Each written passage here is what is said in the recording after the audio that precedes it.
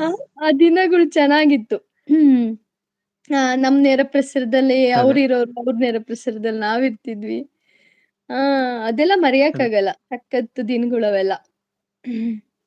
ನಿಂತ್ಕೊಳ್ಳೋರು, ಅದೇ. ಎಲ್ಲಾ ವಿಷಯಕ್ಕೂ ಅದೇ ನಿಂತ್ಕೊಳ್ಳೋರು. ಹ್ಮ್. ನಮ್ ಕಪಿ ಸೈನ್ಯ ನಾನು ಗೊತ್ತಲ್ಲ? ಅದೇ ಹೇಳದ್ದು. ಅದೇ, ಅದೇ.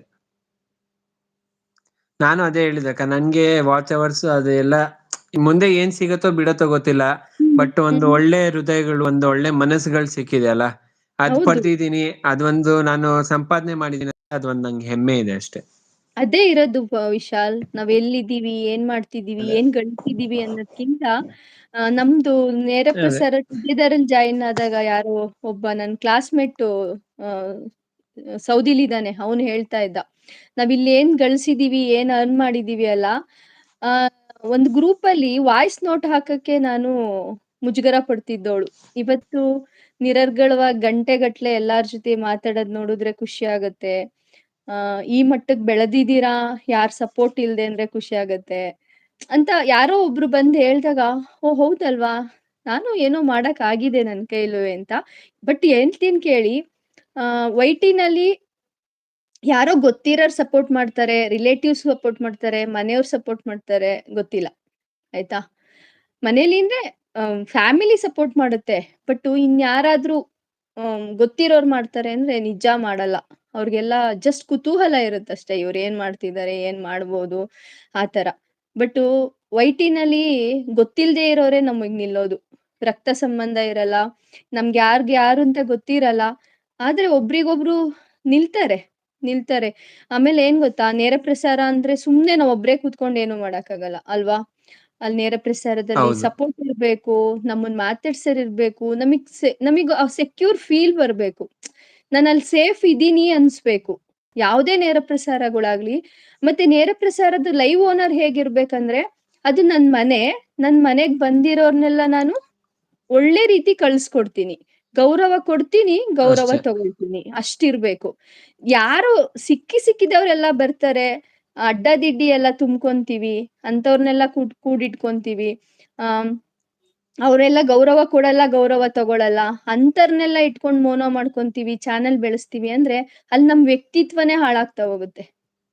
ಸೊ, ಅದಕ್ಕೆ ಹೇಳೋದು, ಕೆಲವೊಂದು ನೇರ ಪ್ರಸಾರನ ಲೈವ್ ಓನರ್ ಆಗಿ ಅದ್ ಹೇಗಿರ್ಬೇಕು ಅಂದ್ರೆ, ತನ್ ಮನೆ ಹೇಗಿರ್ಬೇಕು ಅಂತ ನಾವ್ ಡಿಸೈಡ್ ಮಾಡ್ತೀವೋ, ಹಾಗೆ ನಮ್ ನೇರ ಪ್ರಸಾರ ಹೇಗಿರ್ಬೇಕು. ಯಾಕೆಂದ್ರೆ, ನೇರ ಪ್ರಸಾರನ ಎಷ್ಟೊಂದ್ ಜನ ಆ ಒಳಗ್ ಬಂದ್ ನೋಡೋರವ್ರೆ, ಹಿಡನ್ ವ್ಯೂವರ್ಸ್ ತುಂಬಾ ಇರ್ತಾರೆ.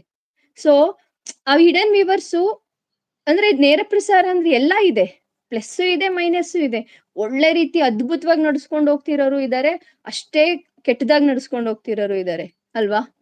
ಆದ್ರೆ ಹೌದು. ನಾವು ಕೂತಿದೀವಿ ಅಂದಾಗ, ನಮ್ ನೇರ ಪ್ರಸಾರ ಕೇಳ್ತಿದ್ದಾರೆ ಅಂದಾಗ, ಯಾರಿಗಾದ್ರೂ ಒಬ್ರಿಗ್ ಸಮಾಧಾನ ಸಿಗ್ಬೇಕು, ಯಾರಿಗಾದ್ರೂ ಒಬ್ರಿಗ್ ಖುಷಿ ಸಿಗ್ಬೇಕು, ಅಥವಾ ಯಾರಿಗಾದ್ರೂ ಒಂದು ನೋವಲ್ಲಿರೋರಿಗ್ ಒಂಥರ ಸಾಂತ್ವನ ಸಿಗ್ಬೇಕು.